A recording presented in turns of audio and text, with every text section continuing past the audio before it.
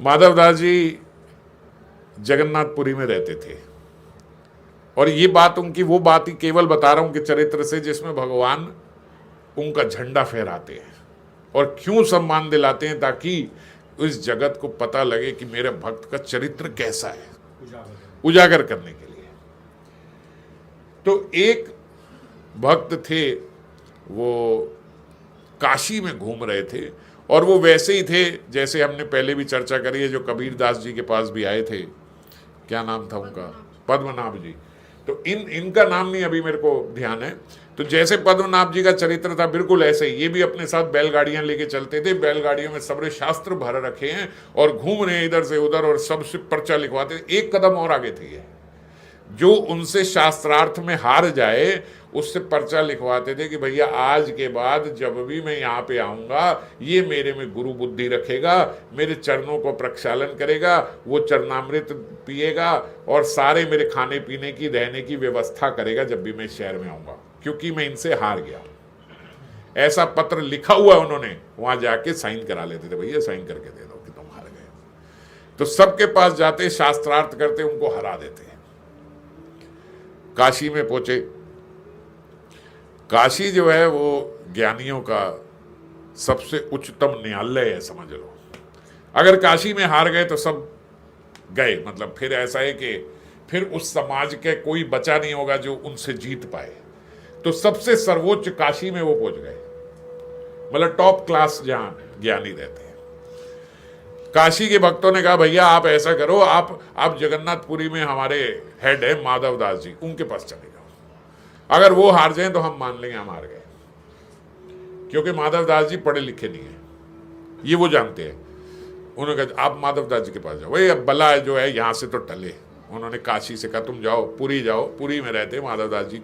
कहाँ मिलेंगे? बोले पूछ लेना किसी से भी, बहुत बड़े ज्ञानी है, सबको पता है माधवदास जी कौन है। वहां पे गए, माधवदास जी का पता लिया, माधवदास जी मिल गए। माधवदास जी के पास पहुंचे, भैया 10 बैलगाड़ियां माधवदास जी के घर के बाहर कुट गया कि माधवदास जी हैरान हो गए आज क्या बात हो गई। जैसे ही वो उतरते बोले कालीन बिछा के माधवदास जी के घर तक, और वो भक्त चल के आए, माधवदास जी को बोला हम आपसे शास्त्रार्थ करना चाहते हैं। बोले कितने लोग हैं? बोले सिर्फ हम हैं। क्या शास्त्रार्थ करना? बोले शास्त्र पे हम कोई चर्चा करेंगे, आप हमें अगर हरा दोगे तो हम ये पत्र पे साइन कर देंगे, नहीं तो आप इस पत्र पे साइन करो। माधवदास जी ने बोला किस पत्र पे साइन करते? मैं साइन कर देता हूँ। बोले उसका मतलब होगा कि आप हार गए? बोले हम हार गए। इतनी बड़ी बात करने की आपको क्या जरूरत थी? इतना सब बिछाने की, कालीन बिछाने की करेंगे। बोले आप हमसे हार जाओगे? बोले हम हार गए। हार गए? जाओगे क्या? हार गए। बोले तुम शास्त्रार्थ नहीं करना चाहते, सब काशी के पंडितों ने तुम्हारा नाम है, बोले इसीलिए भेजा है, उनकी तरफ से मैं साइन करूंगा। मार गए। उन्होंने पत्र दिया, इस पे लिखा हुआ है कि आज के बाद मैं जब यहाँ आऊंगा आप मेरे में गुरु बुद्धि रखोगे, मेरे खाने की व्यवस्था करोगे, मेरे पद प्रक्षालन करोगे, मेरे सब रहने का और उसका सब आप प्रिपरेशन, सब जितनी भी है सारी तैयारी आप करोगे, सब आप ही का जिम्मेवारी होगी। हाँ हमारी है, बिल्कुल है। बताओ कहाँ साइन करना? पर्चा दिया, उन्होंने लिख दिया माधवदास जी, ये पर्चा लो, ले लो। उस भक्त ने कहा यार इतना काशी से चलता हुआ आया, कह रहे थे बहुत बड़ी चीज है। माधवदास जी हार जाओगे? भैया वो गए सारी बैलगाड़ियां लेके वापस काशी में, और काशी के वो जो ब्राह्मण थे, इधर आओ, तुम कहते थे माधवदास जी को हरा दो, माधवदास जी को ऐसे हरा दिया हमने, ये लो ये पत्र।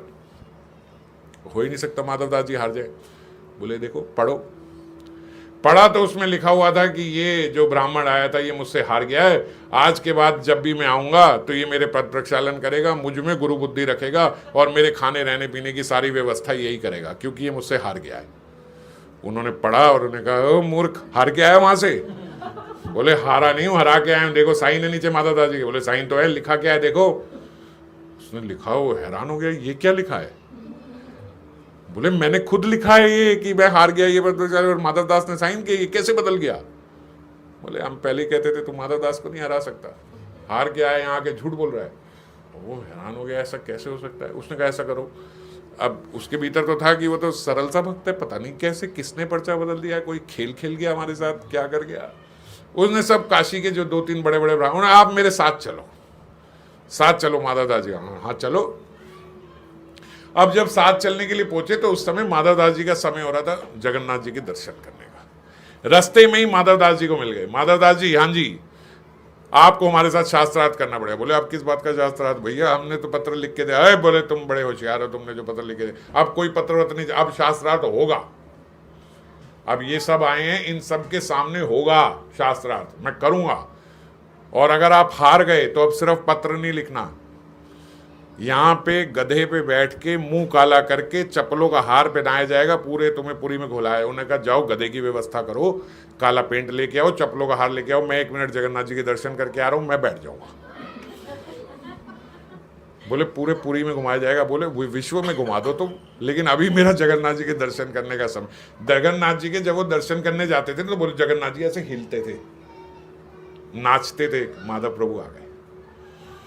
माधवदास जी के दर्शन के नृत्य होता था, इसीलिए भीड़ लग जाती थी उस समय मंदिर में कि अभी माधवदास जी दर्शन करने आ रहे हैं, क्योंकि माधवदास जी के दर्शन करते ही जगन्नाथ जी नृत्य करते हैं।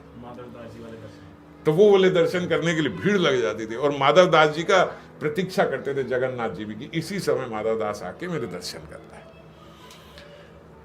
तो माधवदास जी ने कहा मैं दर्शन करने जा रहा हूं, भैया तुम गधे का इंतजाम करो, जो तुम्हें कालक पुलक जो पोतने पोतो मैं आके अभी सब करूंगा।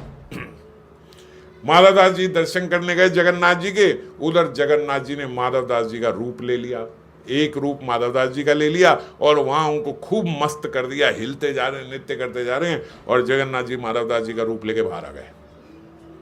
वो गधा लेके कालक लेके सब आया हुआ है। बोले आ गए माधवदास जी, चलो इन्हें चलो, इधर आओ। क्या हुआ? बोले शास्त्रार्थी कर लेते हैं, मैं सोच रहा हूं। बोला तुम तो अभी कह रहे थे, कह रहे नहीं, अब मैंने सोचा कि चलो शास्त्रार्थ कर ही लेते हैं।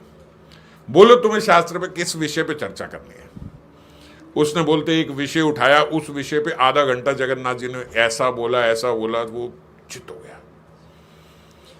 अब माधवदास जी ने कहा अब कुछ है प्रश्न?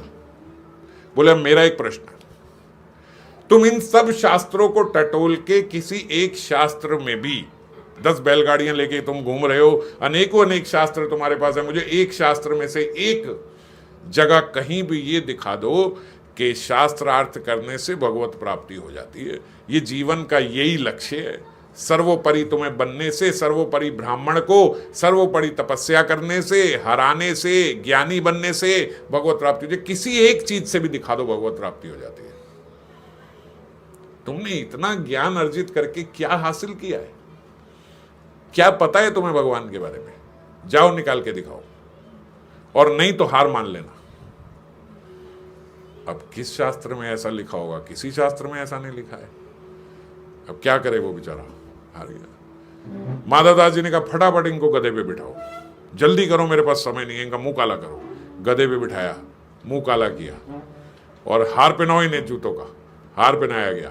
उतने में माधवदास जी के वहां दर्शन पूरे हो गए। जैसे ही जगन्नाथ जी ने देखा दर्शन पूरे, फटाफट भाग के जगन्नाथ जी ऊपर चले गए। माधवदास जी नीचे आ गया, उसको गधे पे घुमाया जा रहा है। माधवदास जी ने कहा अरे ये क्या हो रहा है, ये क्या कर रहे हो इनके साथ? अरे मैंने बैठना था इस गधे पे भाई, इनको क्यों बिठा दिया? क्यों बेचारे ब्राह्मण के साथ ऐसा कर रहे हो? इधर हो, इधर हो, इधर हो। उन ब्राह्मण को बोला आप अरे आपके मुंह पे काला कलक क्यों लगा लिया आपने? ये सब तो मुझे करना था, आपको कोई शोभा देता है? आप तो इतने बड़े ब्राह्मण हो, सब तत्ववेता हो, ज्ञानी हो, हम अनपढ़, हम बैठेंगे गधे पे? उन्होंने माधवदास जी को कहा अब चिढ़ाने का ये नया तरीका है तुम्हारे पास, पहले आते हो हराते हो, गधे पे बिठाते हो, कालक लगाते हो, और उसके बाद हटो तुमसे बात करने से तो अच्छा है मैं पूरे जगन्नाथ में घूम लूं कालक लगा के। और लोग लेके चले गए गधे को पकड़ के, और उनको भी लेके। माधवदास जी ने पीछे देखा तो जगन्नाथ जी मुस्कुरा रहे हैं। बोले आप क्यों करते हो ये? मैं पहले ही समझ गया था, कोई पत्र बदल रहे हो, कोई ये कर रहे हो, कोई अरे क्या जरूरत थी इतने बड़े ब्राह्मण के साथ ऐसा करने की, जो इतना बड़ा ज्ञानी है, उसको कितनी पीड़ा हुई होगी। हमारा क्या है, हम काला रंग लेके घूम लेते। काला रंग इसने किया था, मैं तो आज बड़ा प्रसन्न था कि आज जगन्नाथ जी जैसा मैं भी बन जाऊंगा, आप ही का स्वरूप बना के मुझे घुमाएगा, मेरे को तो आनंद होगा। तो ऐसे भगवान जो हैं वो अपने भक्तों का सम्मान कराते हैं। और किन भक्तों का सम्मान कराते हैं? ऐसे भक्तों का, जिन भक्तों को कोई आशा नहीं है, कोई पता ही नहीं है कि ये इससे क्या करें,